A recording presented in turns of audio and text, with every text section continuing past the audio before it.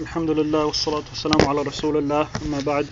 Inshallah, we're still continuing with the al-Usûl ath-Thalâthah, and the last section that we were on was the issue or the topic about Millat Ibrâhîm, or the creed or the religion of Ibrāhīm, and we talked about the reason why it was specified about Ibrāhīm as opposed to any of the other prophets, even though we know that all of the prophets came calling to Tawhîd and warning against shirk and forbidding shirk, and they all came calling to believing in Allah and teaching about the hereafter and bringing the religion of Allah. But despite this, Allah subhanahu wa ta'ala specified Ibrāhīm alayhi salatu wassalam with this millah being attributed to him.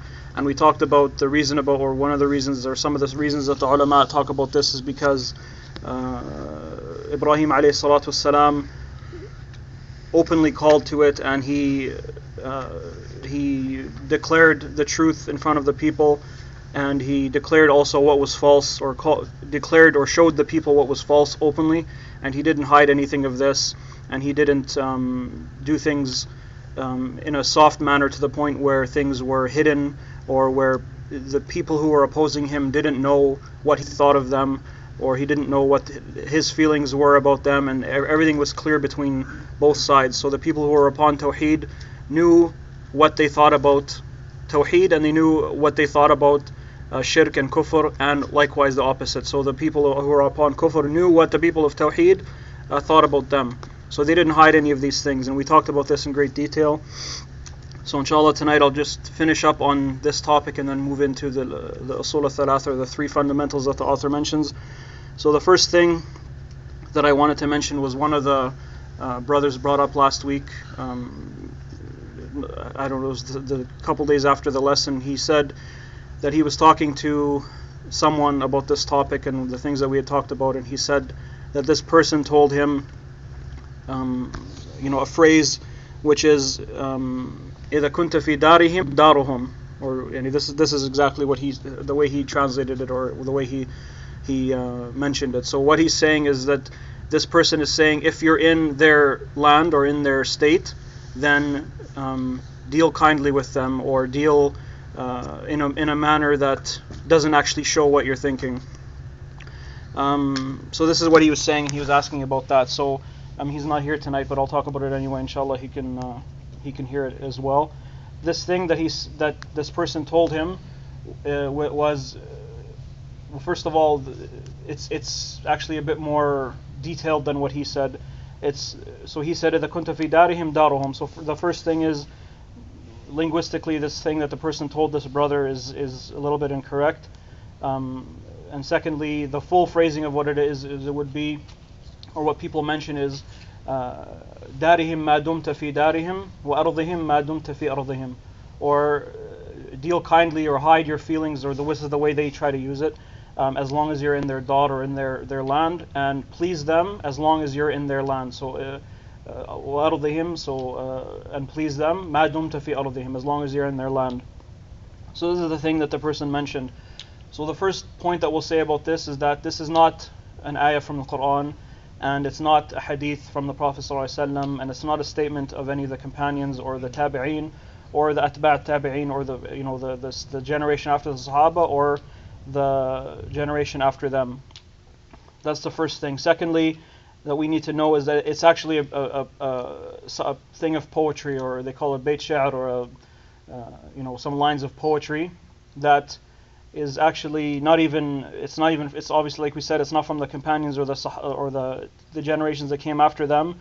It's actually from a scholar of nahu, or a scholar of like linguistics or grammar, and he said this line of poetry, and he's one who died in the year 490. So like we said, first of all, it's not a hadith, and it's not even from a statement, and it's on top of this, it's not from a scholar of the religion, and it's from a scholar of linguistics, and he wasn't even from the earliest generations. He died in the year 490, so he's in the 5th generation, the 5th century.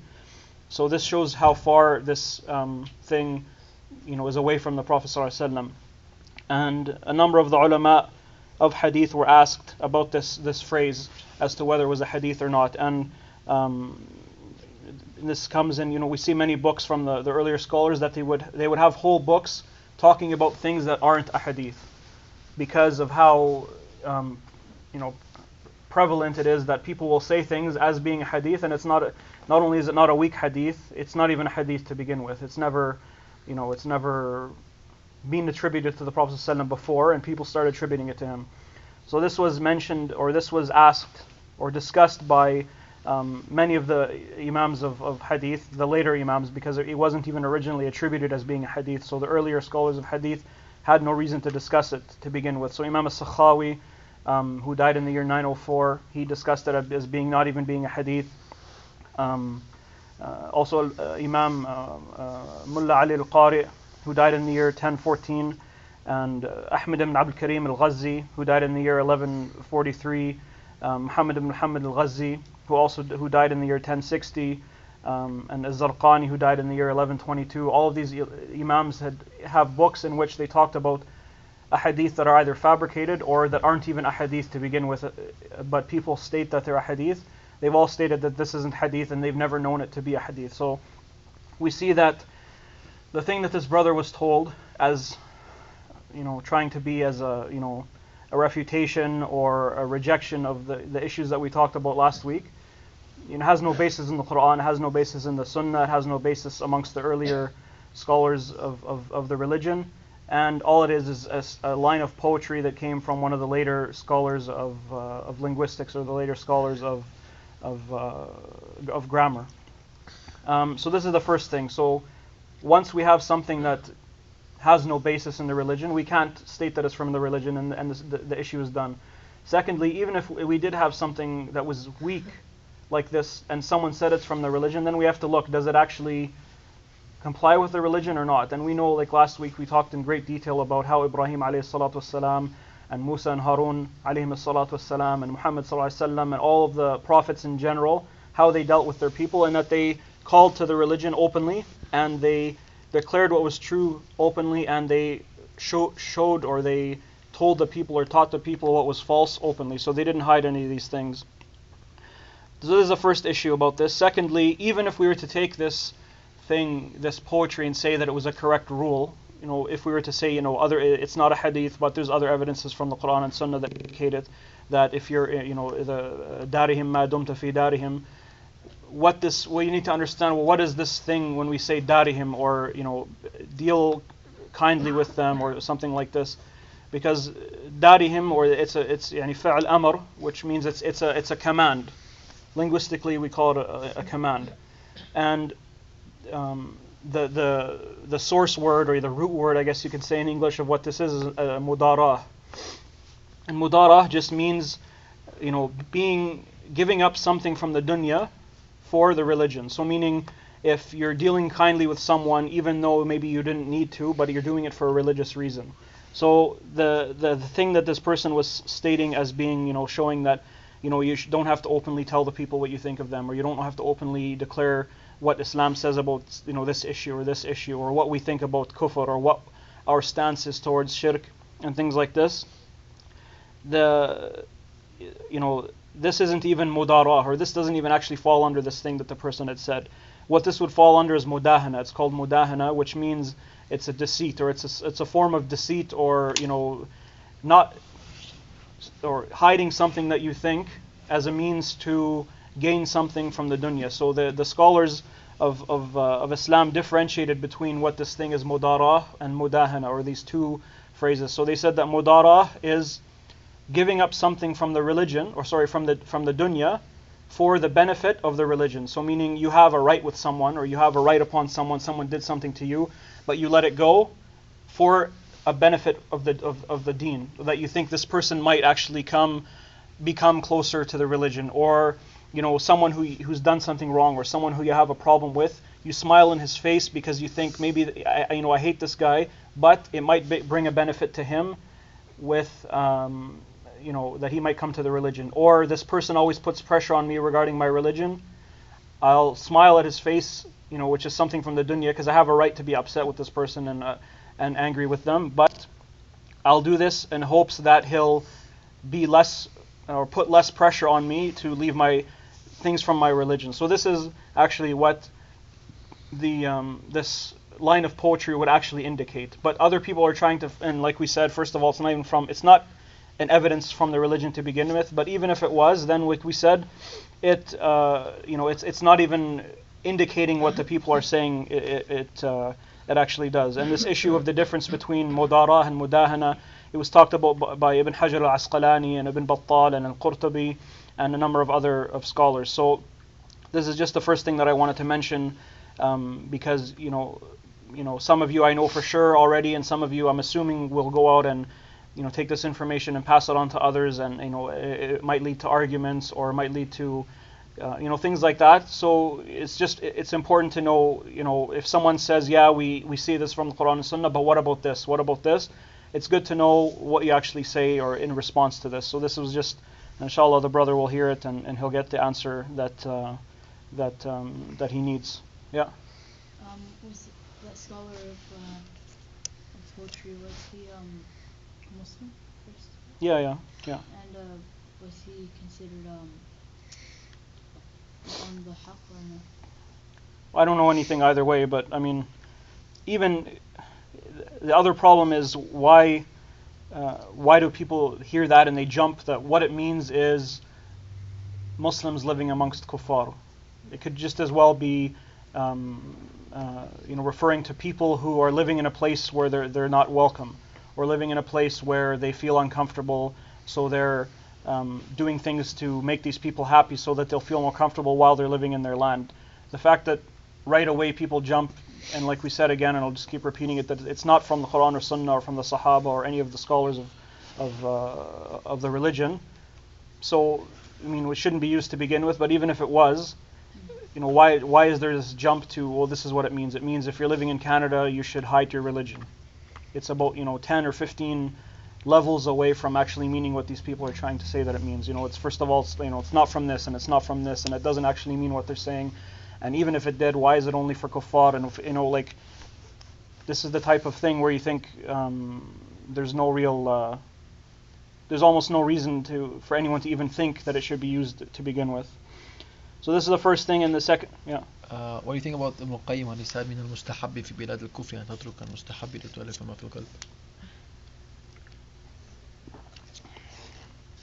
No, I mean, it would depend what it is. Like if the point of it is that I'm going to leave something mustahab, and by doing this people might come to the religion, well then that's Or the explanation, like in which in which side I should do this, in school and daily life. Well, it depends. I mean, first of all, it's only talking about mustahab, and when people try to use these things, what they say is that it means don't talk about your religion to begin with, or don't say what you think about other people. So you're saying they might take phrase, like mustahab. Well, what is mustahab? It means something that you don't have to do to begin with, and you only would leave it if it's going to bring something bigger than that. So if someone says, well, I'm going to leave something now because, like when the Prophet ﷺ would, sometimes he would be delayed from his salat after salat al-dhuhr because he was talking to people about Islam. This is something, well, one is mustahab and one is obligatory.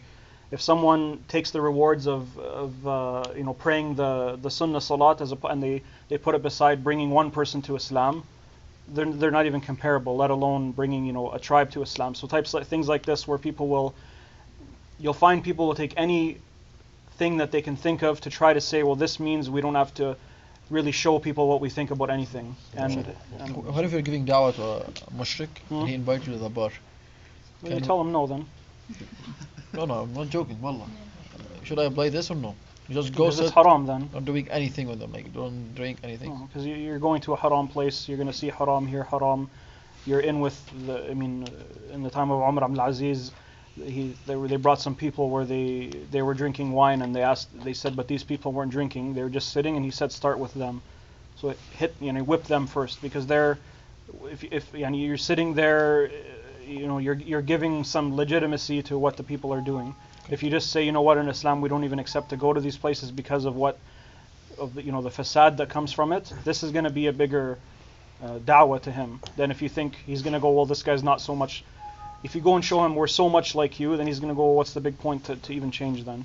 If you say, what, you're a nice guy, and this and this and this, but we don't accept this and this. I mean, you've already told him so much about Islam just in that one thing, and less other people, they'll say, well, no, if you go with them here and you go with them here and you keep trying, it's, and even if there was some benefit for it, the harm of you're putting yourself in a risk now, keeping someone Muslim is more important than bringing someone to Islam. Exactly. So, I mean, this idea that people have, anywhere where they are, we're going to go. If they're in a bar, if they're in a nightclub, and nobody does that to begin with. They just use that as an excuse, but, Allahu Alam.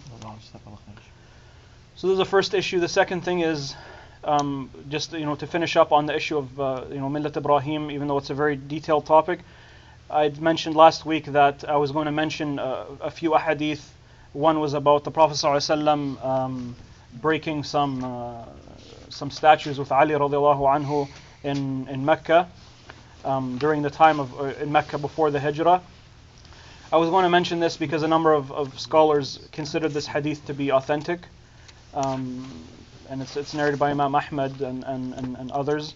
But in the last week, I looked more into the hadith and I talked to a number of scholars of hadith to ask about the issue, and they said the stronger opinion about it is that it's not authentic. So I'm going to leave that, but I'm going to talk about the issue in Mecca, because some people will say, well, the issue of Al-Walâ wal-Barâ was only shown in Medina after the Hijrah, because the Prophet ﷺ had power over Medina, and the Muslimin were the vast majority in Medina, and the kuffar who were there were under the jizya, and so on and so on. But in Mecca, which was considered Dar al-Kufr, they weren't open with their religion, and they were that only these things only came in the time of Medina, and they try to base this on, or they say that this shows that when we're living in the West, that we don't have to openly show our religion, and we should hide things from our religion. And again, we've talked about this for a month now. But so some of the things that we'd say is, first of all, this is an incorrect fact. We know that the way the Prophet ﷺ was dealt with and the way the Sahaba were dealt with wouldn't have happened if they were hiding their religion. So this is all really, you have to tell someone. Why did they treat Bilal the way that they did, radiallahu anhu, and why did they treat Ammar ibn Yasir the way that they did and his family, and why did they do such and such to the Prophet ﷺ, and why did some of the Sahaba have to flee to Abyssinia, and so on. And everybody knows the story of the Prophet ﷺ when he went to Ta'if, and they threw stones at him. And if show me why this would have happened if the Prophet ﷺ wasn't telling what was true and showing what was false. Why would anyone, and not saying anything that the people didn't like, they wouldn't have done all these things.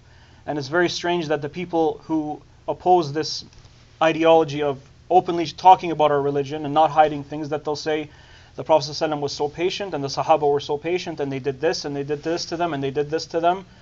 But they forget, well, why did the people do this to the Prophet ﷺ? And why did they do this to the Sahaba? And why did some of them have to flee? And why did they originally actually make hijrah from Mecca? The point was because they were doing these things because of the way the Prophet ﷺ was showing their falsehood in their religion and showing the truth, and the people didn't want to hear this. The ones who did want to hear it entered Islam, and the ones who didn't want to hear it treated the Prophet ﷺ like this. So you can't use half of a story and leave the other half. You have to look at the whole thing. So this is just a very short, very brief answer to people who make these claims. The other, more detailed, is that we say when the Prophet ﷺ was revealed to him, قُلْ يَا أَيُّهَا الْكَافِرُونَ لَا أَعْبُدُ مَا تَعْبُدُونَ, to the end of the surah. Allah subhanahu wa ta'ala was telling him, قُلْ يَا أَيُّهَا الْكَافِرُونَ, so say. He's telling him, say. It wasn't just a verse that wasn't being ordered for the Prophet ﷺ to be ordered to just to tell the Muslimin. It was saying, قُلْ يَا أَيُّهَا الْكَافِرُونَ, go tell them, O you disbelievers. So first of all, he's calling them disbelievers. He's not like now when people say, we don't want to, we can't call Jews and Christians, we can't call them kuffar, and we can't say that they're wrong, or we're all believers because we believe in something, or it's none of this stuff. The Prophet ﷺ was commanded to say this to the people. Then he said, لَا أَعْبُدُ مَا تَعْبُدُونَ, I'm not worshipping that which you worship. وَلَا أَنْتُمْ عَابِدُونَ مَا أَعْبُدُ, you're not worshipping what I worship. He's openly saying, you're not what I'm upon, and I'm not what you're upon, until the end of the verse, لَكُمْ دِينُكُمْ وَلِيَ دِينٌ. And this Surah Al-Kafirun is a Makki surah. It was revealed in Mecca, obviously, and so the Prophet ﷺ was commanded to say this, and this is, one of the most open declarations of the truth and showing what is false. And Allah subhanahu wa ta'ala said to the Prophet ﷺ, فَاصْدَعْ بِمَا تُؤْمَرْ وَأَعْرِضْ عَنِ الْمُشْرِكِينَ, or openly declare that which you are ordered, and turn away from the mushrikeen. So call to your religion, show what's right, show what's wrong, and then turn away from the people who are worshipping other than Allah subhanahu wa ta'ala. And this was also revealed in Mecca. Surah Al-Hijr was a Mecca surah, and this verse is from that. So this is the issue of openly showing the religion, and openly showing what's right and what's wrong. And the author also then he mentioned that from the Millat Ibrâhîm is calling to the Tawhîd and warning from shirk. And we talked about this in detail in the first set of lessons that we had. But just to go over it a bit more, Allah subhanahu wa ta'ala says, قُلْ يَا أَهْلَ الْكِتَابِ تَعَالَوْا إِلَى كَلِمَةٍ سَوَاءٍ بَيْنَنَا وَبَيْنَكُمْ أَلَّا نَعْبُدَ إِلَّا اللَّهِ وَلَا نُشْرِكَ بِهِ شَيْئًا, to the end of the verses. So Allah subhanahu wa ta'ala is telling the Prophet ﷺ, say, O people of the book, come to an equal word or an agreed word between us that we won't worship other than Allah, and we won't associate any partners with Him. So the Prophet ﷺ is calling people to Islam, and he's warning them from shirk. And an important point here is that this is to the Ahl-Kitab. So the people who nowadays say that we can't call Jews and Christians to be that they're disbelievers. We can only say they're from the people of the book, or we say that they're believers but they're believers in a different way, and these types of things. Then why was the Prophet ﷺ calling them to leave what they were on and to come to what we're upon? If it was the same thing or there wasn't a big difference, then why was the Prophet ﷺ doing anything like this? And Allah subhanahu wa ta'ala says, وَقَضَى رَبُّكَ أَلَّا تَعْبُدُوا إِلَّا إِيَّاهُ, or that Allah subhanahu wa ta'ala says, and your Lord judged or decreed that you won't worship anyone except for Him. And Allah subhanahu wa ta'ala said, إِنِ الْحُكْمُ إِلَّا لِلَّهِ أَمْرَ أَلَّا تَعْبُدُوا إِلَّا إِيَّاهُ ذَلِكَ الدِّينُ الْقَيِّمُ وَلَكِنَّ أَكْثَرَ النَّاسِ لَا يَعْلَمُونَ. Which means the judgment is only for Allah. He judged that you worship none but Him. That is the straight religion, but most of the people do not know. And Allah subhanahu wa ta'ala says, ألف لام را كتاب أحكمت آياته ثم فصلت من لدن حكيم ألف لام را آياته ثم فصلت من لدن حكيم خبير ألا تعبدوا إلا الله, which translates as ألف لام را. This is a book, the verses of which were perfected and then explained in detail from the one who is all-wise, well acquainted. So meaning Allah subhanahu wa ta'ala, that you should worship none except Allah. So Allah subhanahu wa ta'ala is again commanding the people to worship none but Allah. And we know that Allah subhanahu wa ta'ala mentioned in many areas or places in His book that when He would send the prophets, they would say, Ya qawmi abudullah ma lakum min ilahin ghayruh. Or, O my people, worship Allah, you have no God or no one who you should be worshipping except for Him. So we know, and this was the message that the prophets all came with. And like Allah subhanahu wa ta'ala says, وَلَقَدْ بَعَثْنَا فِي كُلِّ أُمَّةٍ رَسُولًا أَنْ اعْبُدُوا اللَّهَ وَاجْتَنِبُوا الطَّاغُوتَ, or that we have sent a messenger in every people or every ummah to worship Allah and avoid or stay away from the Taghut. And we talked in the first set of lessons about what the definition of Taghut is, and it's one of them, it's that's something that's worshipped or obeyed or followed other than Allah in something that contradicts the religion of Islam. So this is the end of this section, inshallah. So now we'll start the three fundamentals, which is the thing which the author based the title of this book upon. So if Khalid, if you can read, but read loud. The first fundamental principle? Yeah, so the three fundamentals. Should I start on this page here? Yeah. The first fundamental principle. So if it is said, who is your Lord? Then say, my Lord is Allah, the one who nurtured me, nurtured all of the creation through His favors. And He is the one whom I worship, there being to me no false deity worshipped that is equal to Him. Actually, no, start earlier.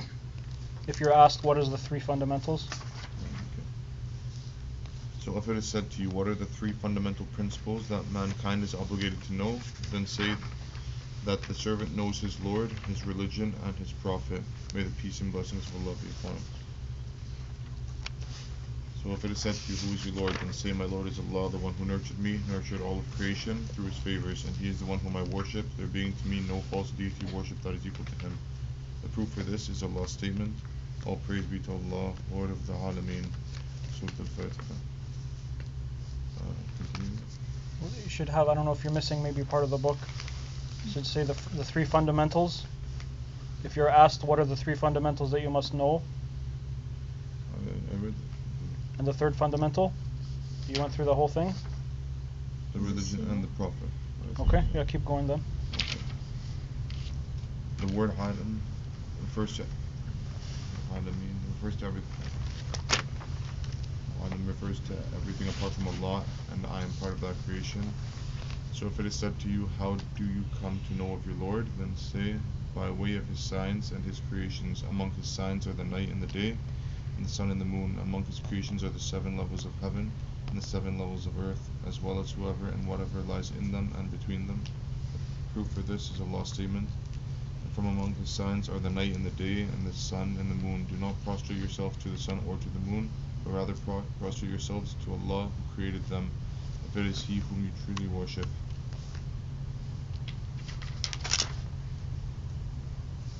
Keep going, yeah. Up to the Ibn Kathir.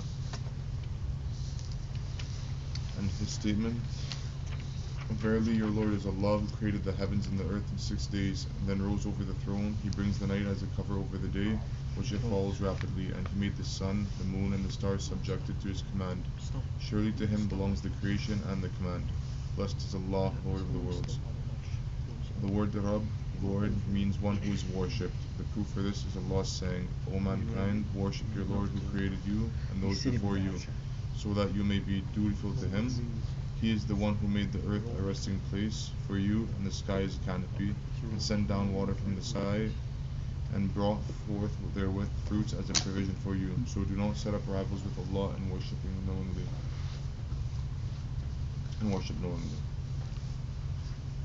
And that's Ibn Kathir. Yep, read that too. Ibn Kathir, may Allah have mercy on him, said, the creator of these things is the one who truly deserves to be worshipped. So here the author is mentioning the three fundamentals. So he says that the three fundamentals, so the first thing is, well, what is a fundamental? We have to understand a fundamental, so the word that they use in Arabic is asl, and the asl is something which something else is built upon. So they have an asl and a fara'. So the asl is the basis and the fara' is the branch. Or we could say that, so they talk about a tree, the asl is the sometimes it's used as being the root, and other times it's used as being the trunk, because if we use it as being the root, then it means everything else comes from the roots, and if we say that what's meant is the trunk, then it's because the branches branch off of it. So the reason why we say it's a fundamental is because by understanding these points, other things will be based upon them. So by knowing Allah subhanahu wa ta'ala, then, which is the fundamental, then we'll come to know His rights, and we'll come to know how we should deal with Allah subhanahu wa ta'ala.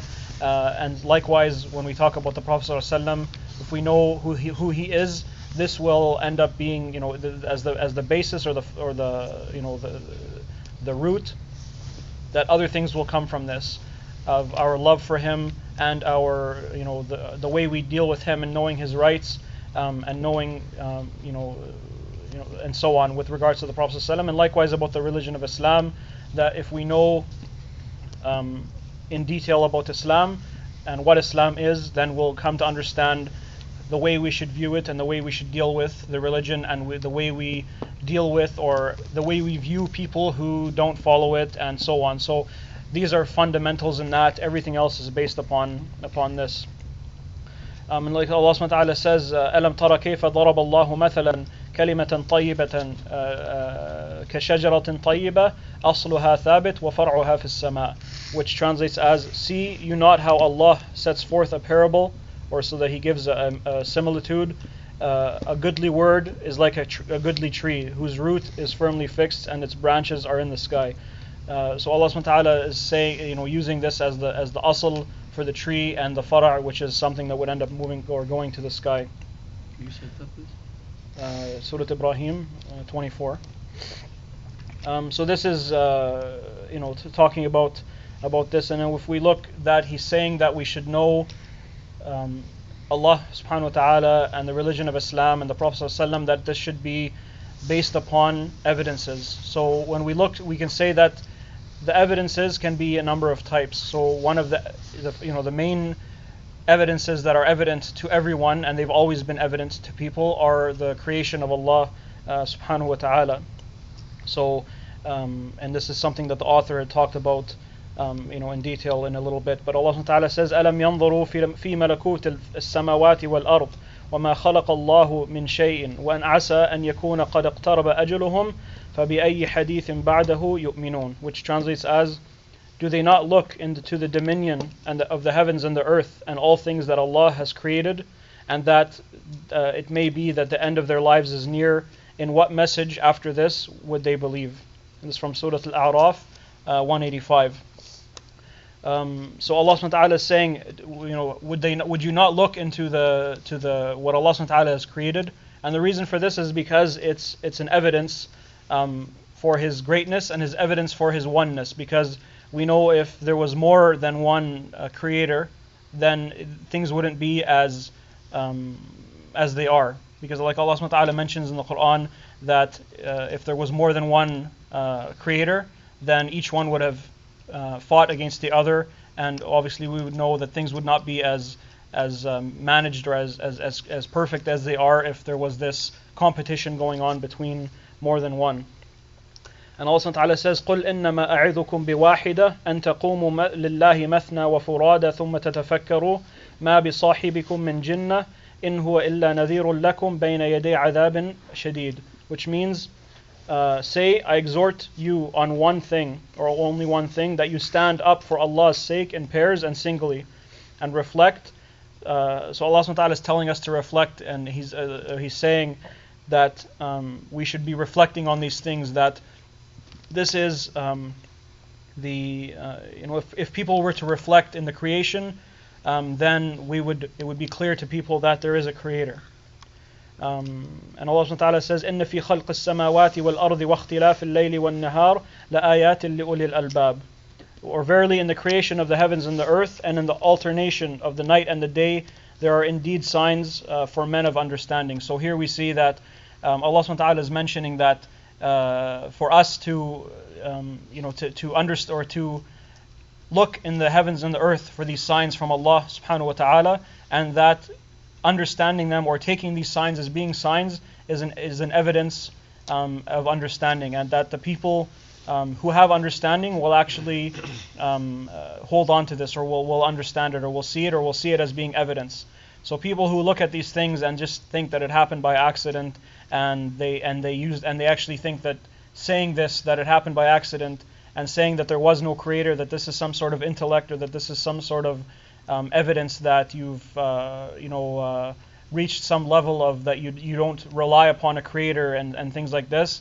This is actually the complete opposite, because if someone was to say that something like this in any other context, that this thing came out of nothing, they'd be looked at as being an idiot and being they have something wrong with them. Because if you said, yeah, this house just built itself, and people would think, first of all, not only are you not smart, you have something wrong with you. But when it comes to things that are greater than this, the heavens and the earth, people look at it as being something, oh, look how intellectual he is, or look what an academic he is, that he rejects everything and he says that this came from nothing. But if he said it in anything smaller than that, people would laugh at him and no one would take this person seriously. So at what point does doing something even dumber than the first thing actually mean that you're smart? This is Allah subhanahu wa ta'ala, when He says that if you looked at these things, that there's evidence in them for people of understanding. So this shows that people who don't see this, they actually don't have an understanding. That we should know that just by having come to Islam and seeing these ayat of Allah subhanahu wa ta'ala, that this is something from the mercy of Allah, that He's made us from people of understanding. So when we look at something in space, or something in the ocean, or the earth, or the way the human body is made, and we take from this, we take meaning from this and see that this has come from a perfect creator, this is already something that Allah subhanahu wa ta'ala has blessed you with having understanding. Because how many people look at these things and they don't see this? So this is sufficient. This is, if the only thing that Allah subhanahu wa ta'ala ever gave you was being able to see these things as being signs, then a person should be thankful and should be happy. So this is the first type of evidence, or that a person should see for Allah subhanahu wa ta'ala, or the ayat of Allah subhanahu wa ta'ala. And the second type is they call the ayat of the wahi. And this is because if someone was to look at the Quran and the miracles that have come in it, and the lack of contradiction and the lack of mistakes in the Quran, and the perfection that's in it, then this should be also sufficient for knowing that it came from Allah subhanahu wa ta'ala. Because Allah subhanahu wa ta'ala says, أَفَلَا يَتَدَبَّرُونَ الْقُرْآنَ وَلَوْ كَانَ مِنْ عِنْدِ غَيْرِ اللَّهِ لَوَجَدُوا فِيهِ اخْتِلَافًا كَثِيرًا. Which means, do they not consider the Quran carefully? And had it been from other than Allah, they would have found, or surely found therein much contradictions. Because if we look at any book, regardless of how many times it's been edited and reviewed by people, we see that there's always going to be something missing, something added, or something that shouldn't be in there, or it would have been better without it, or that it's lacking information, or that later on some new information comes that should be added to this book, regardless of whether it's in one of the sciences or or linguistics or anything like this. But when it comes to the Quran, it's not like this. So this again should be sufficient for knowing that this is from Allah. And this is also something that, like we said, is from the evidence from the wahi, or from the revelation. So this is just a very short intro to these three fundamentals, and we should know that these three fundamentals are taken from the ahadith that relate to the questioning in the grave, like the hadith of al-Barâ ibn Azib, narrated by Abu Dawood, that he mentioned that in the grave, the person, when he's put in the grave, he will hear the steps, or the sound of the shoes walking away, and then he will be asked, who is your Lord, who is your prophet, and what is your religion? And then the hadith goes on, and we'll talk in more detail at a different time, but the hadith goes on to explain about what the answers will be. So the Muslim will answer with Allah as being his Lord, and the Prophet ﷺ, or Prophet Muhammad ﷺ, as being his prophet, and Islam being his religion. And that the one who is in doubt will not be able to answer. So this is just some, this is where this comes from and why we should know these things. Because if the first thing that will be asked about in the grave is these questions, then the person should know the answers to these things. And if we don't know the answer to this in our life, then how do we expect to know the answer to this after we die? So this is the introduction to the fundamentals. And keep going, or stop for now? It's 9:15. I think it's up to you. It's 9:08. We'll stop here, inshallah.